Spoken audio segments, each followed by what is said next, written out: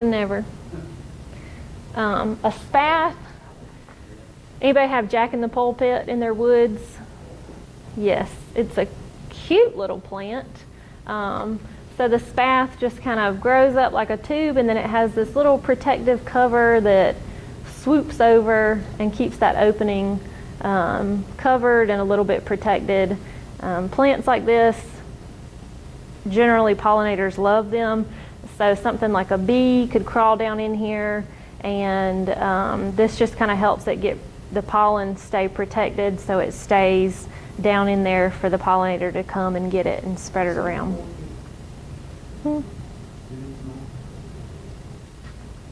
Yeah, this is a Jack in the Pulpit, but there's, yes. Trying to think what else. This one's not necessarily as common. What about a Venus flytrap? Carnivorous plants are different. They're classified differently, and I don't think we. There's the state park that's got those. Mm-hmm. Carolina, close to Carolina Business. Yeah.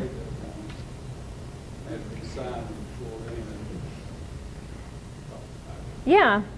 Yeah, a lot of coastal areas have them in bog gardens. We started a bog garden when I was at Clemson and had carnivorous plants.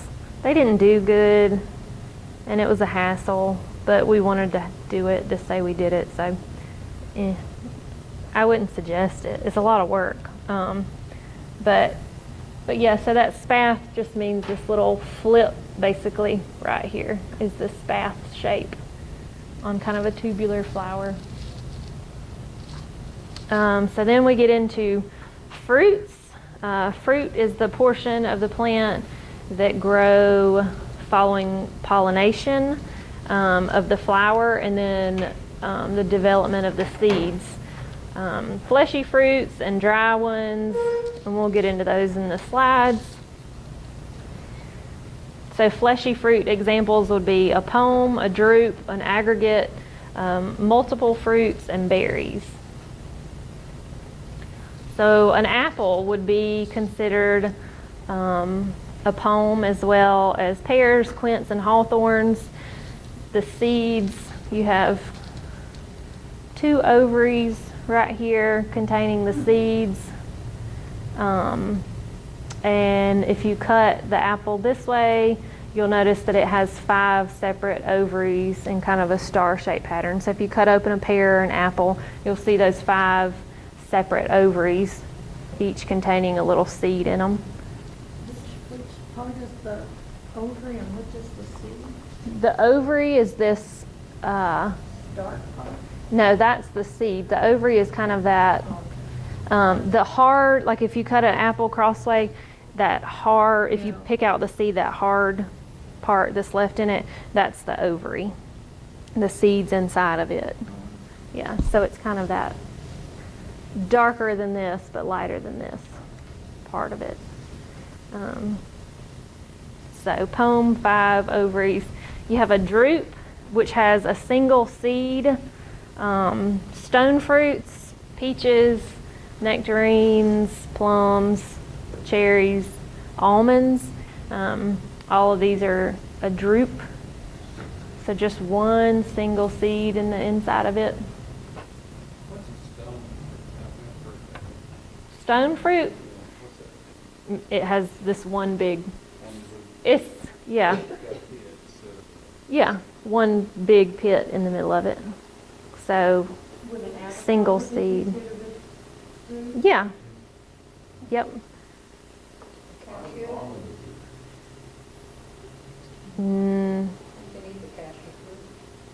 Yeah. I don't know about that. The almond comes in a shell, so does that mean that any nut that comes in a shell is a fruit? Not necessarily, no.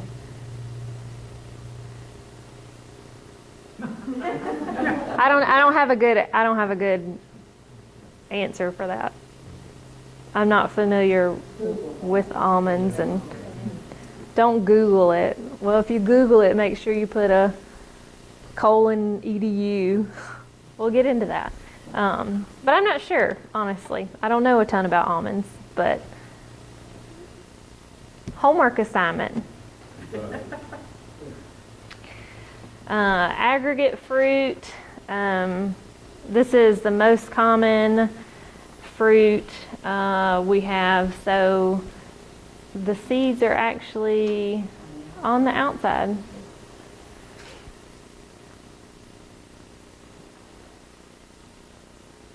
So the whole fruit is the ovary? The ovary is, yeah, pretty much. I mean, if you, well, strawberry's a different one. That was not a good one to put in here. But an aggregate fruit would be blueberries would be, or not blueberry, blackberries and raspberries, which they're also, brambles are different, but each one of those individual little balls on the outside of a blackberry and a raspberry contain a little teeny tiny seed inside of it. So not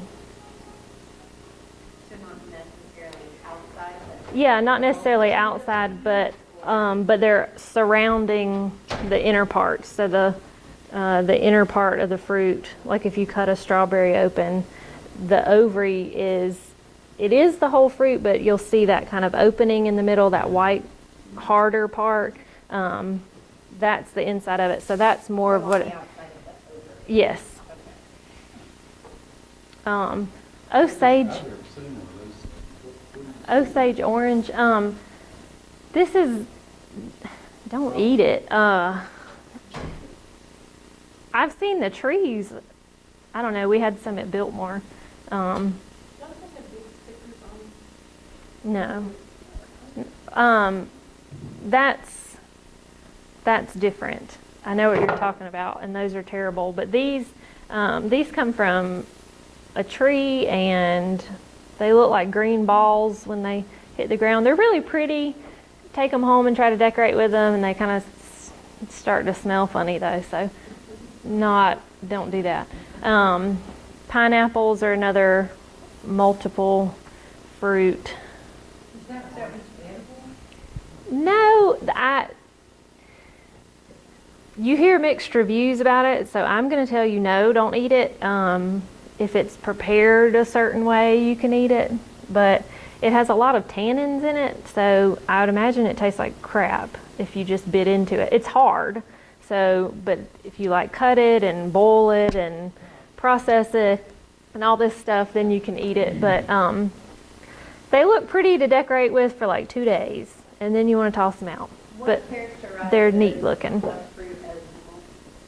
So it has multiple parts. So if you cut out a pineapple and it has multiple, you can't see the seed. Just like an aggregate, the reproductive parts are kind of in the center, but it produces multiple, I can't think of the word, like on the outside of a pineapple. Why would a pineapple be a fruit? Is it not grown on the ground? It's got roots?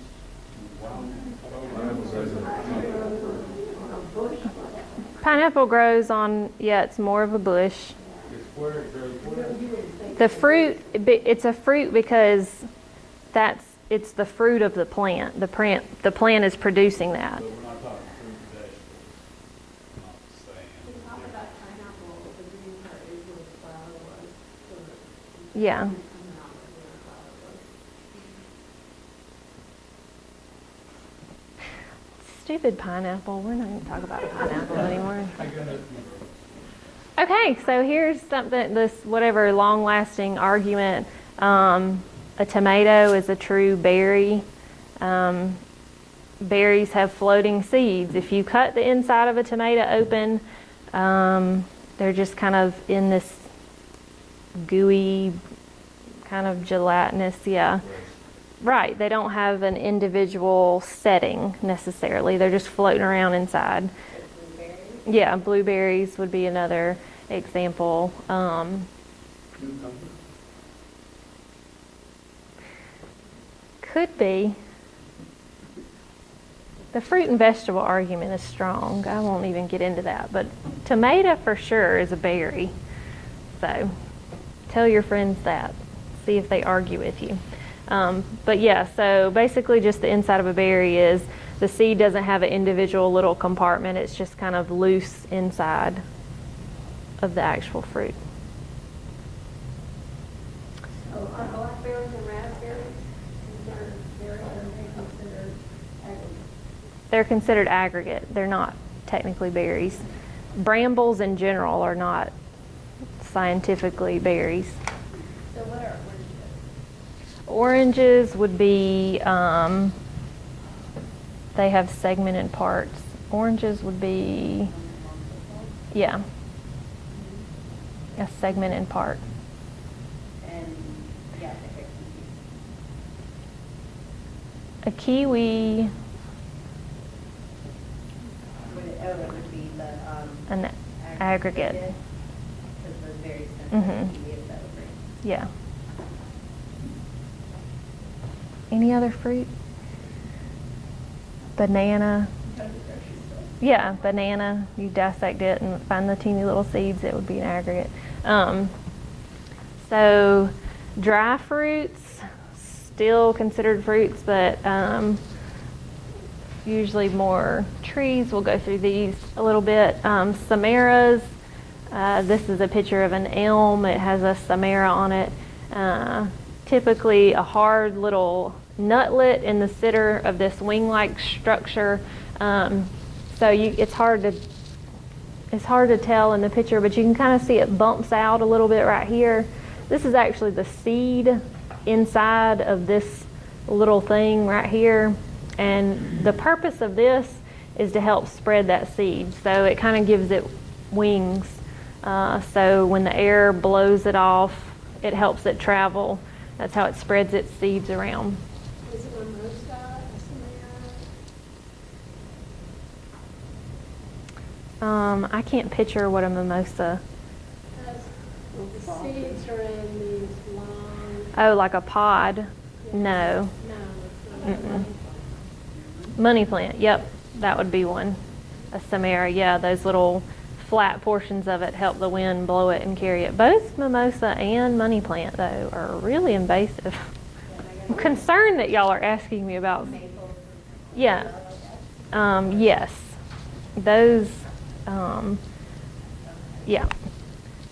So this is a schizocarp. Same thing, basically, just the shape is different. It's more separated and shaped like two little pieces, but again, this little seed is right here and right here in there. And again, the wind's going to catch that and help those seeds travel really far. So nuts, of course, this is an oak tree. They have different kinds of coverings, all different kinds of shells. There's tons of examples of nuts. We can go through a million of them, except maybe let's not talk about almonds. But Jonathan's going to report some fun stuff for us next week when he learns all about them for his homework. And a keen sunflower seed in his example of this. So this has a small hard shell that is actually part of the flower, and inside is the little seed. So each individual seed, of course, is inside of that little shell. A follicle, these are usually little hairy things. So instead of having that flat structure that helps the wind carry it, it has little feathery pieces on it. Fruit of a milkweed has this. Yep, a dandelion is a follicle. Cottonwood, yeah. Thistles, yeah, I guess so. Cardoon. Yeah, but A lot of weedy type things, things that are out in the field. You know, you walk through the field and you'll come out with all of these little follicles stuck on you at the base. Like, so here, that's the actual seed, and this is just a carrier.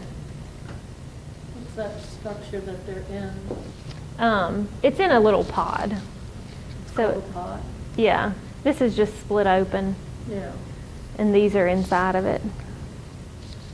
That's mostly seeds of triangular, right? Yes, so this whole thing is actually the seed pod of a milkweed plant. So this whole thing is that big piece that you see sticking up on a plant. And inside of that pod are these little individual milkweed seeds.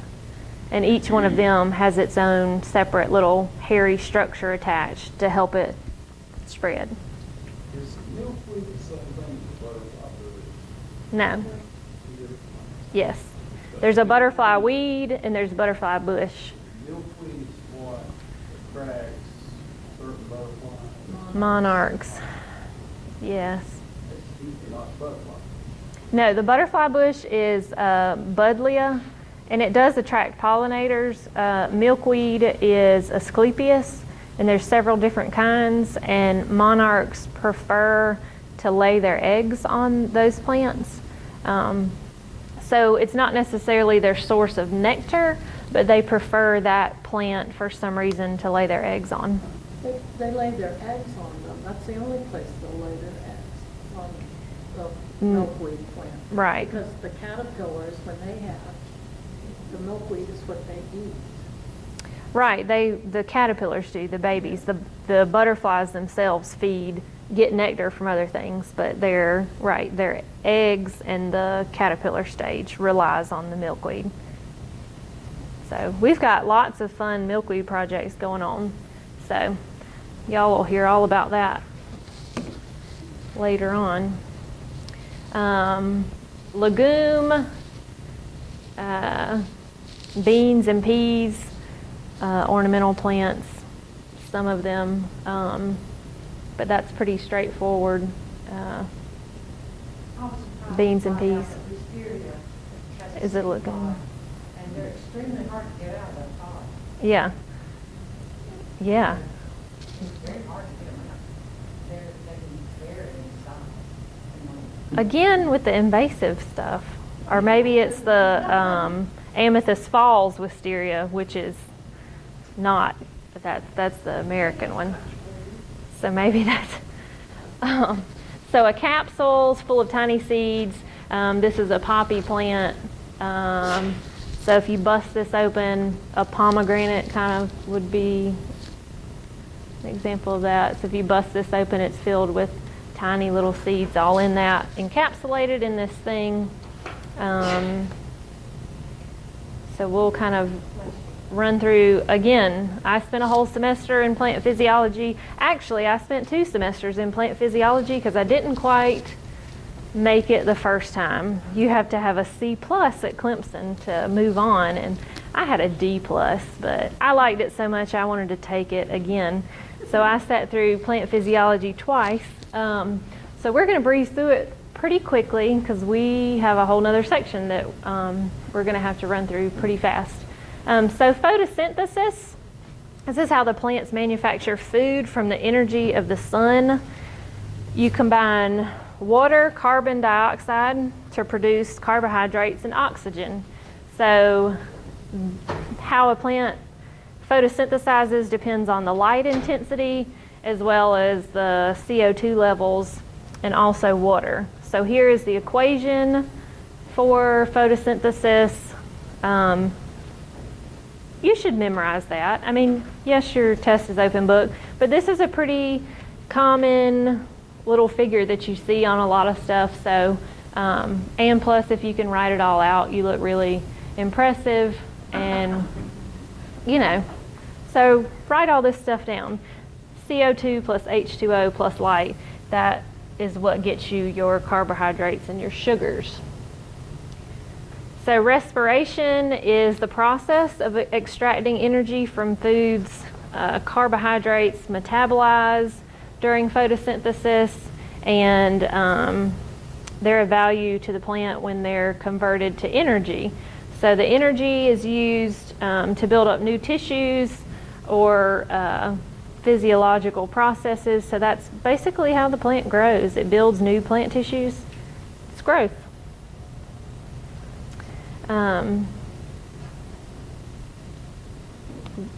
Uses food for plant energy, releases that energy. Respiration occurs in all cells. It uses oxygen.